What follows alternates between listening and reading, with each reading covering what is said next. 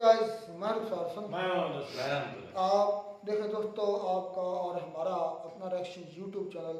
तो चलते हैं। शशि थरूर एंड ओवैसी को विदेश में सुन, पाकिस्तान की निकली चीखें। हाँ जी, ये आज यात्रा पर हैं। जिस तरह हमारे यहाँ बिलावल भुट्टो तो नहीं होता, जिसे क्या कहते हैं फॉरन पॉलिसी या कोई फॉरन बयानिया जिसे कहते हैं नैरेटिव जो होता है, उसके लिए। चले मज़ेदार एक बात है कि ओवैसी को चुना हुआ है। वाह क्या बात है, देखते हैं वीडियो।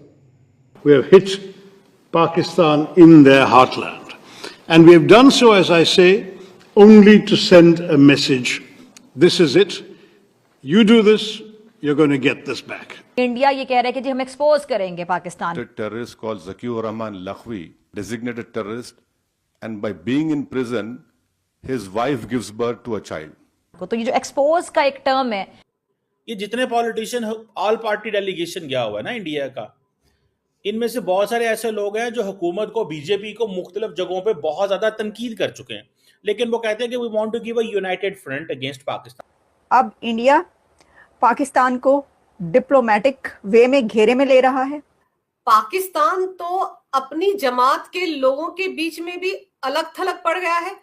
ओआईसी में आप देखिए, भारत विरोधी प्रस्ताव लेकर आया था जिसे रोक दिया इंडोनेशिया ने, मिस्र ने और बहरीन ने। 59 members of parliament, 7 delegations, 33 countries.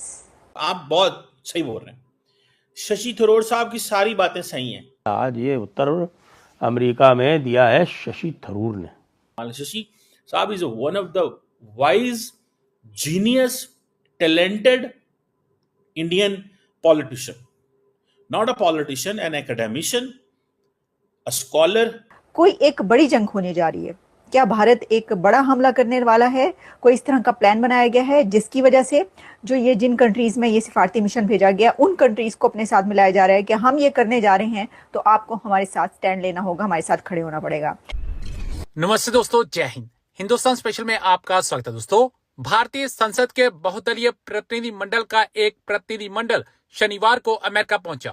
इस प्रतिनिधि मंडल का नेतृत्व सांसद शशि थरूर कर रहे हैं। यह प्रतिनिधि मंडल गयाना, पनामा, कोलंबिया, ब्राजील और अमेरिका की यात्रा पर है। शशि थरूर ने आतंकवाद के मुद्दे पर दुनिया को सख्त संदेश देते हुए कहा कि पहलगाम हमले के बाद अब भारत ने नई नीति अपना ली है, जिसके तहत अगर कोई भी पाकिस्तान की धरती से भारतीय नागरिकों की हत्या करेगा तो उसे बख्शा नहीं जाएगा, उसे भारी कीमत चुकानी पड़ेगी। उन्होंने कहा कि पहलगाम हमले के जवाब में भारत ने संयम बरतते हुए एयर स्ट्राइक की, लेकिन युद्ध की शुरुआत नहीं की। भारत ने सिर्फ आतंकी ठिकानों को निशाना बनाया, न कि किसी रहायशी इलाके को या किसी संस्थान को। उन्होंने कहा कि भारत के पास आत्मरक्षा का अधिकार है। हमने जिम्मेदारी से पाकिस्तान और पीओके में आतंकी ठिकानों को ध्वस्त किया। शशि थरूर ने आगे कहा कि भारत युद्ध नहीं चाहता, भारत अपना सिर्फ विकास चाहता है, लेकिन अगर पाकिस्तान छेड़ेगा तो हम फिर नहीं छोड़ने वाले। क्या भारत एक नए हमले की तैयारी कर रहा है? क्या अब इंडिया और पाकिस्तान के बीच जो जंग होगी वो न्यूक्लियर वॉर होगी? और क्या अब इंडिया पाकिस्तान को डिप्लोमेटिक वे में घेरे में ले रहा है?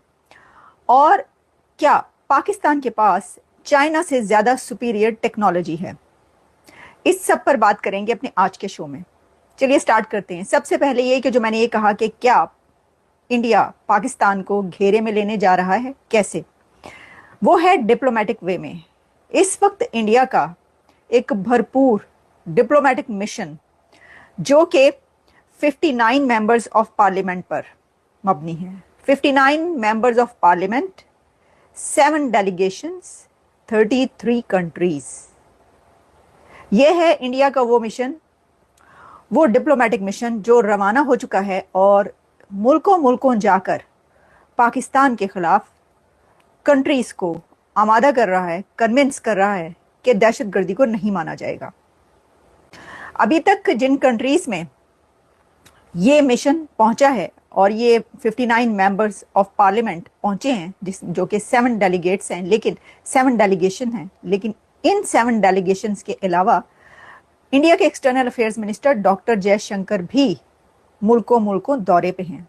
3 कंट्रीज के दौरे पर हैं ये, जिसमें नेदरलैंड भी है और जिसमें डेनमार्क भी है।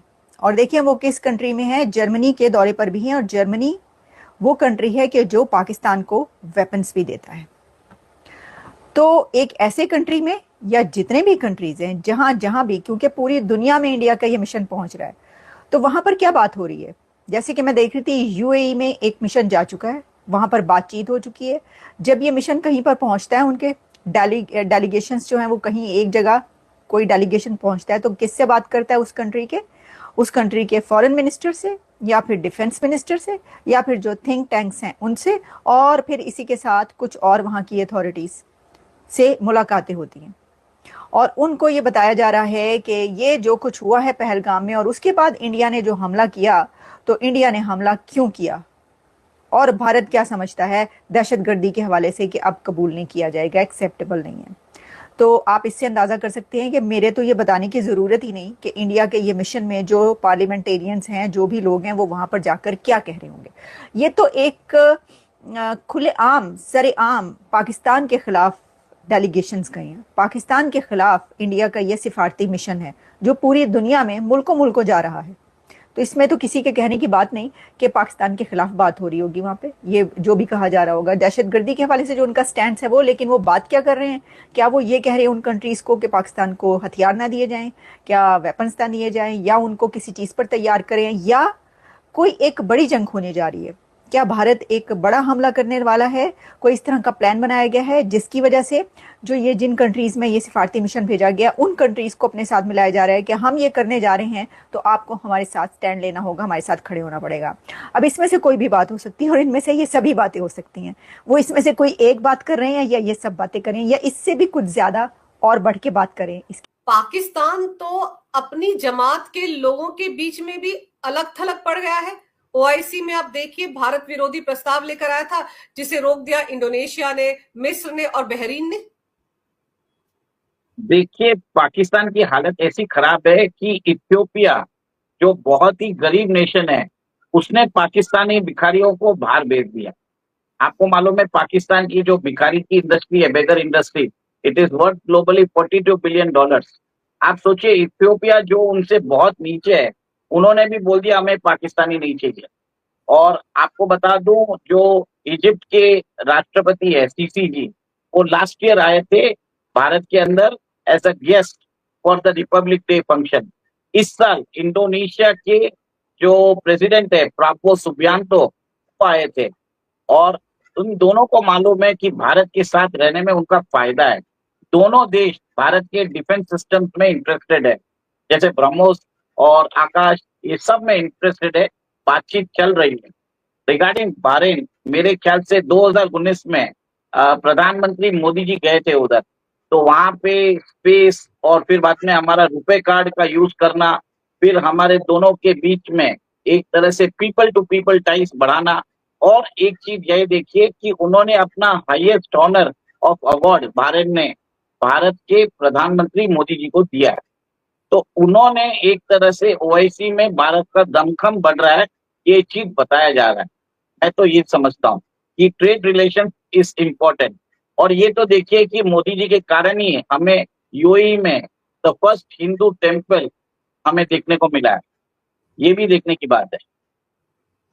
और उमेश जी, बहरीन में ही असदुद्दीन ओवैसी गए हुए डेलीगेशन के साथ, उनका बयान इस वक्त बड़ा वायरल हो रहा है सोशल मीडिया पर। उन्होंने किस तरह से पाकिस्तान की खाट खड़ी की है। उनका कहना है कि कुरान में कहीं नहीं है कि आप बेगुनाह लोगों का इस तरह से मारो।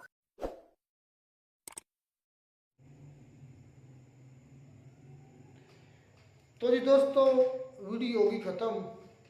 असदुद्दीन ओवैसी इसका बनता है भाई, कैसे इस बंदे का बनता है जिस अंदाज से या जिस तरीके से इस बंदे ने पाकिस्तान के खिलाफ जहर उगला या बोला है या नफरत शो की है, तो इसका इंडिया जो है इसको यात्रा पे भेजना बनता है भाई। इतना कुछ करने के बाद, इतना जहर उगलने के बाद, इतना बोलने के बाद, अब इसको कह लें कि दूसरे मुल्कों में यात्रा के लिए ना भेजा जाए, तो ये नाइंसाफी होगी। मैं कहता हूँ कि मैंने हालांकि ये मोदी के खिलाफ के बड़े बयान सुने हैं, जो इसके ओवैसी के, असदुद्दीन ओवैसी के, योगी के खिलाफ बड़े बयान सुने, मतलब कि पॉलिटिक्स करता जब, तो अब जब पाकिस्तान ने हमला किया या इंडिया पाकिस्तान कन्फ्लिक्ट शुरू हुआ है, तो ये देखें सच्चा हुआ हिब्बुल वतन होने का सबूत देते हुए इसने पाकिस्तान के अगेंस्ट कार्रवाइयाँ पता की। खुल गया इसका, और मैं देखे बगैर रहमतुल्लाह, ये मेरी सुन ले, वो एक मुसलमान भी है और उसके मुंह पर सुनता रसूल भी है। पटा किसका होता है? कुत्ते का होता है। कुछ शर्म कर लो यार तुम भी। तुम छोटे हो, तुम्हारे बच्चे, उसके बच्चे तुम्हारे मैं जितने बच्चे हैं। की नहीं मैं बात कर रहा, मैं बात करूंगा अपने मुल्क पर। या तनकीद करो यार, पर्सनली हिट तो ना करो।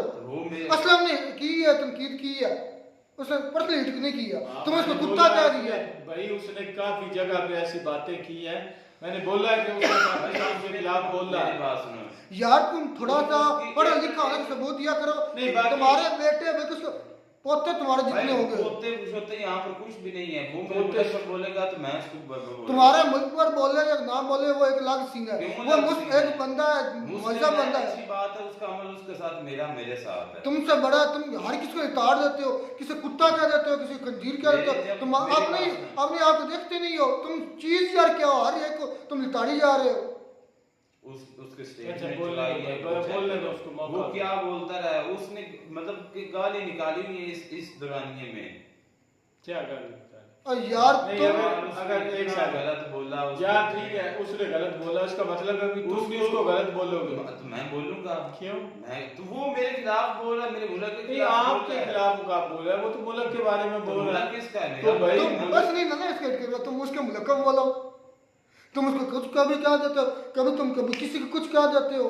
यार तुम तो इस तरह अंदर ये से बंदा सिर्फ पॉलिटिक्स के लिए कर रहा है, सिर्फ वोट गेन करने के लिए। तो वही बात तो मैंने भी की है, लेकिन मैं मेरा बात का उसने पर्सनली अटैक किया। उसको मौका मिला, उस मौके का फायदा उठा रहा है। इंडियन जो गवर्नमेंट है उसने देखा, उसने कहा कि अब ये काफी कुछ जो है ना, अब मैं क्या बोलूं, अब मैं यानी कि अब इसने काफी कुछ जो है ना बोल लिया जो, तो अब नहीं, अब इसको भी कर लो, इसको भी जो है इस ग्रुप में ऐड कर लो। ये वफादार है, ये बड़ा मुहिब वतन है, बड़ा कुछ है, अब इसको ग्रुप में ऐड कर लो। उन्होंने ऐड कर लिया, तो अब जो है इनका जो उसमें मुहिब्बुल वतनी का जो तमगा ना तुम से नहीं लेना, उसमें ना इंडिया के किसी सदर या वज़ीर आज़म से लेना है। उसमें तमगा नहीं किसी से लेना।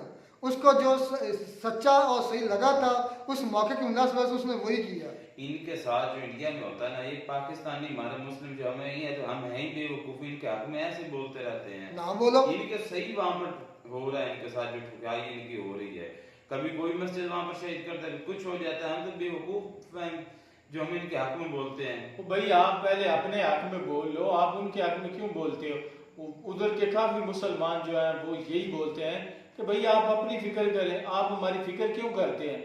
तो आप उनकी फिक्र छोड़ दें, आप अपनी फिक्र करें, अपने आप पे फोकस करें। बिल्कुल ऐसे ही करना चाहिए। जब वो खुद कहते हैं कि भाई आप हमारी फिक्र छोड़ दें, तो आपको उनकी फिक्र नहीं करनी चाहिए, बल्कि अपनी फिक्र करनी चाहिए। हमारे वोट की इज्जत कोई नहीं है, हमारी बात की वैल्यू कोई नहीं है। मैं डंडा साइयों ने दिया हुआ है इतना बड़ा, आगे मुंह तक आया हुआ है, और हम फलाने का एहसास कर रहे हैं, फलाने का एहसास कर रहे हैं। वो जो चाहते हैं अदालतों से फैसले करवा रहे हैं, जिसको चाहते हैं अंदर ठोक देते हैं, जिसको चाहते हैं उठा लेते हैं, जो बोलता है उसको मार देते हैं शहीद शहीद की तरह। जो उनकी प्रेस कॉन्फ्रेंस कर देता है, उनके हक में बयान दे देता है, उस जान छूट जाती है। हम उधर तो हम बोल नहीं सकते, उनके लिए हम बोल नहीं सकते, बोलने का हम इधर बोलना चाहिए। चले खैर बात यार कहाँ की कहाँ चली गई। बात ये है कि ये एक नैरेटिव होता है, इंटरनेशनल नैरेटिव, उसके लिए भी उन्होंने शशि थरूर और थरूर ये इस तरह कोई नाम है उसका आगे, और असदुद्दीन अवैसी को चुना है। असदुद्दीन अवैसी मुस्लिम है, जिसका मतलब ये नहीं कि वो गद्दार वतन होगा, वो मुहिब्बुल वतन है और इसको वही करना चाहिए, वो कर रहा है इस वक्त। जो भी है ना, ये आपको और हमारे यहाँ पर जो है वो एक बंद कमरे में बैठकर डिस्कशन है कि जो मुहिब्बुल मुस्लिम है, लेकिन जो इंडियन हिंदू हैं वो हर मुसलमान को आतंकवादी की नजर से देखते हैं। चाहे वो इंडिया का मुसलमान हो, चाहे पाकिस्तान, चाहे दुनिया के किसी कंट्री का मुसलमान होगा, सभी को वो टेररिस्ट मानते हैं।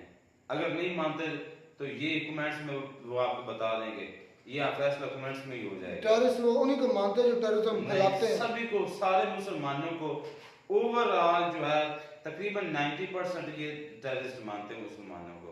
चलो जी, ख्याल मिलते नहीं वीडियो में, नाटक साथ टेक केयर।